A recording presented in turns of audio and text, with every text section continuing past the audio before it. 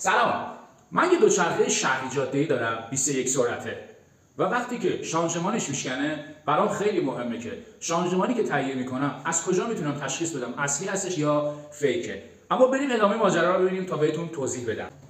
خب ببینید ما اینجا دو تا شانژمان داریم، اصلی و فیک، و بعضی وقتا میان شبیه به همین و با همین رنگ کاملا مشکی و به اسم اصلی میفروشن. شاید از روی ظاهر تشخیص ندی، ولی امروز یه دلیل بهت میگم که کدوم اصلی کدوم فیک سردرگم نشی و راحت بتونی تشخیص بدی. شانژمان رو برمیگردونی، اگر پشت پوسته این دوتا سوراخ بود، این شانژمان فیکه.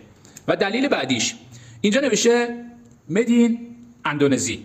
این قسمت اندونزیش اینجا به جای قسمتی که باید حروف اس انگلیسی باشه اومدن عدد 8 رو گذاشتن. این یکی دیگه از دلیل‌ها و نشانه‌های فیک بودن این شانژمانه. و اما شانژمان شیمانو تورنه TY 300 اصلی، پوست کاملا مشکی، مقاومت فوق‌العاده عالی، و این قسمت اصل بودنش اینجاست، تک سوراخه و نوشته اندونزی TY 300. به همین سادگی میتونی تشخیص بدی شانژمانی که میخوان برات بندازن اصلیه یا فیک.